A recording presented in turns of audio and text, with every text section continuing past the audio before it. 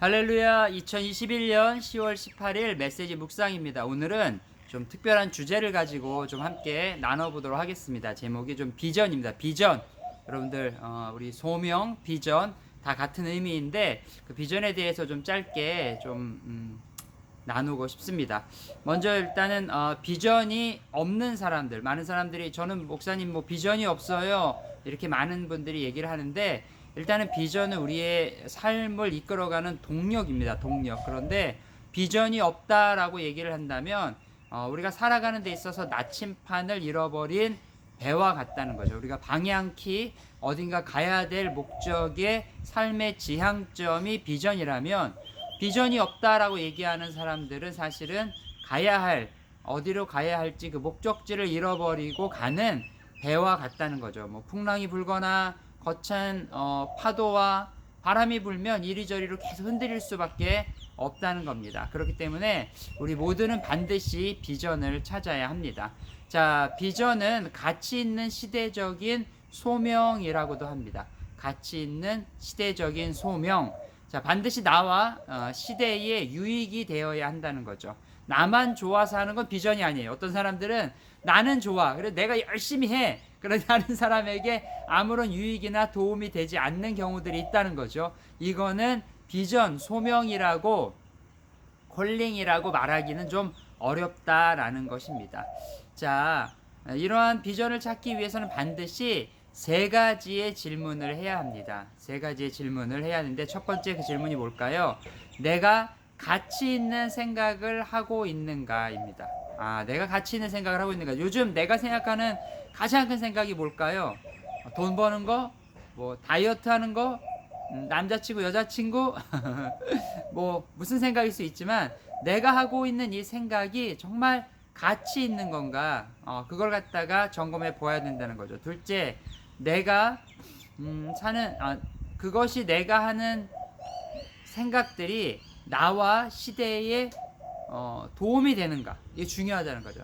내가 하고 있는 생각이 나뿐만 아니라 아까 말씀드린 것처럼 이 시대를 사는 사람들에게도 도움이 되는가 되지 않는가를 반드시 점검해야 한다는 겁니다. 자, 그 다음에 세 번째, 이것을 실천할 구체적인 일은 무엇인가? 자, 첫 번째 다시 한번 생각해 볼게요.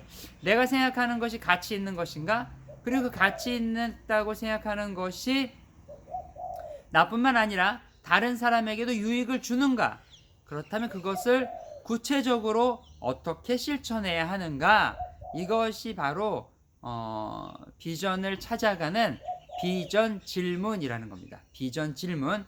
비전을 찾기 위해서는 질문을 찾아야죠. 우리가 만약에 항해를 한다 그러면 수시로 우리가 올바른 곳으로 가고 있나를 나침판을 확인하는 것처럼 이 비전 질문을 스스로 나에게 수시로 스스로에게 해야 한다는 겁니다.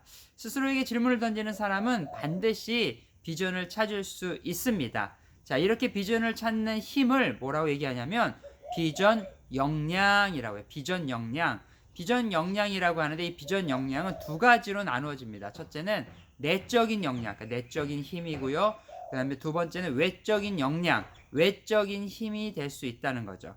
내적 역량은 사실은 가지고 태어나는 역량이고, 외적 역량은 개발되어지는 거예요. 자, 여러분 태어나고 싶은 집안에서 태어나신 분은 아무도 없지요. 그것처럼 내적 역량은 내가 어떤 선택권이 주어지는 것이 아니라 태어나 보니까 나에게 주어진 것이 내적 역량이고요. 외적 역량은 그 외 내가 발전시킨 것들을 얘기를 하는 겁니다.